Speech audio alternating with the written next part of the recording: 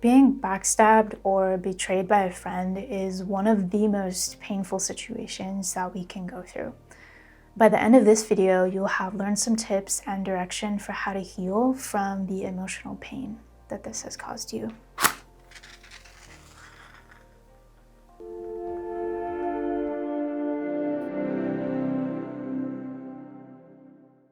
My name is Dr. Park. I'm a psychologist for youth, and here at Through the Waters, we nurture youth mental health. Friendships are built upon the fragile fabric of trust and safety and vulnerability. Those get shattered when a friend backstabs or betrays us. If this is a dawning realization for you or a fresh wound, if you're just now coming to terms with the fact that your friend has been backstabbing or betraying you, one of the kindest things you can do for yourself right now is to see the reality of the situation for what it is and admit the truth to yourself. The truth is on your side here. The truth is your friend. Denying what's happening or pulling the wool over your eyes is only going to prolong your pain. If you need to pierce through your denial, write this sentence down on paper or on your phone. Like literally type out, "My friend backstabbed me. My friend betrayed me." That leads us to our next step. If you haven't already, remove yourself from the friend or the situation however possible. For example, stop sitting with them at lunch, or stop messaging them back, or avoid them in the hallway or after school if that's what you need to do. However possible, create some more space and some more distance between you and this other person. If you want to stay involved in soccer or cheer or a club, but they're in that space too, continue to show up with the team or the club, but just keep your head down and focus on what you need to do at practice or at the game or at the meeting or whatever it is. If you're hurting or angry, let it just fuel the fire of how good you're gonna get at soccer or cheer or the club that you're in. Go out of your way to talk to other people who are in that space. And then after creating some distance between you and that other friend, try not to give them any opportunity to do this again. Have as little connection with them as possible so that you minimize the likelihood that they can do this again to you. We cannot control what they do or don't do. We cannot control their choices, but we can minimize the degree to which we allow them breathing room in our lives. And we can influence the amount of space that they're going to take up in our head, and we don't want them living there rent-free, right?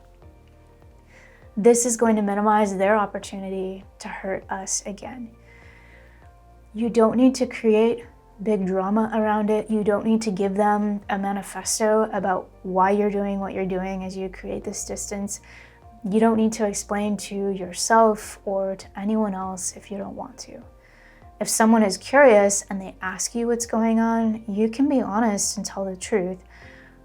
At the same time, you also don't need to go out of your way to badmouth this person to other people. Don't just spread rumors and gossip about it. That's just gonna make you more bitter inside and cast yourself in a negative light in the eyes of other people. Tell the truth and focus on what your goals are and recenter yourself in your own life.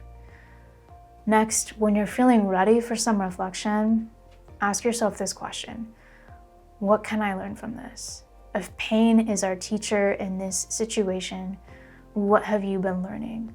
I've had a few situations in my own life where a friend betrayed me in a deep and lasting way. So if you hate this question of what am I learning from this, know that I have gone first and I have asked this question of myself many, many times in painful ways.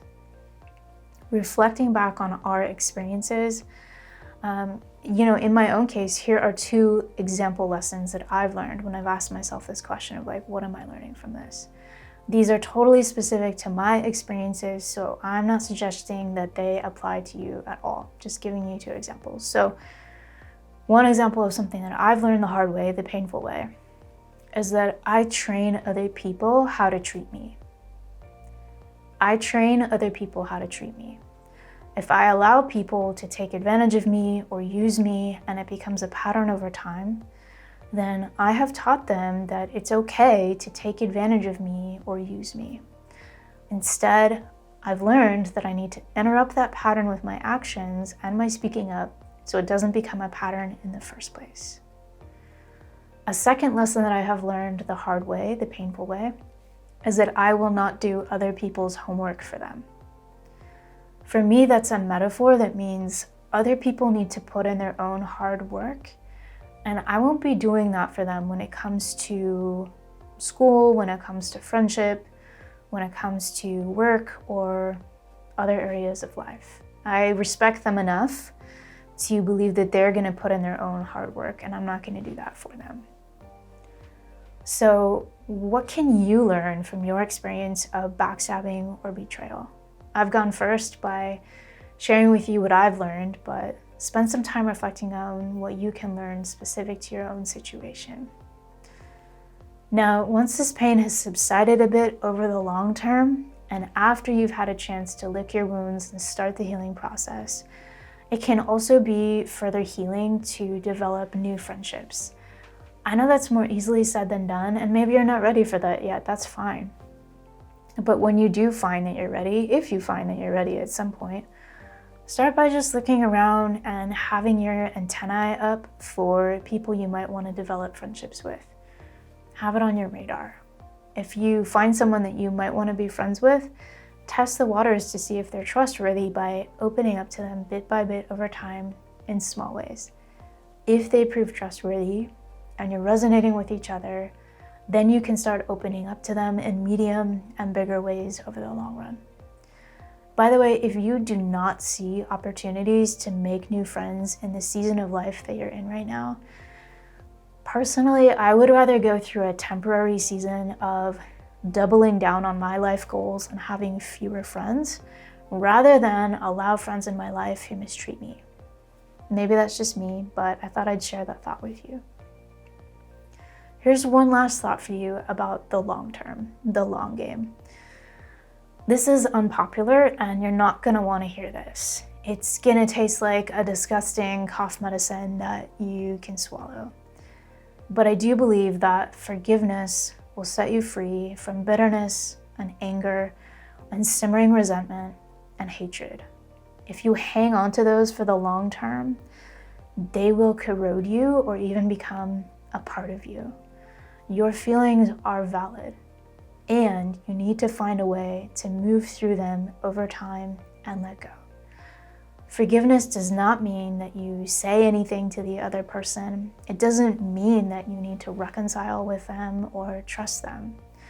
You can forgive them and never speak to them again if that's what you decide, because forgiveness is different from reconciliation.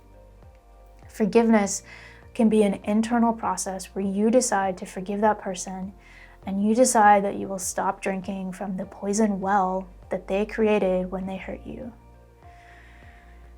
This video became a little longer than usual, I guess because I feel passionately about this topic.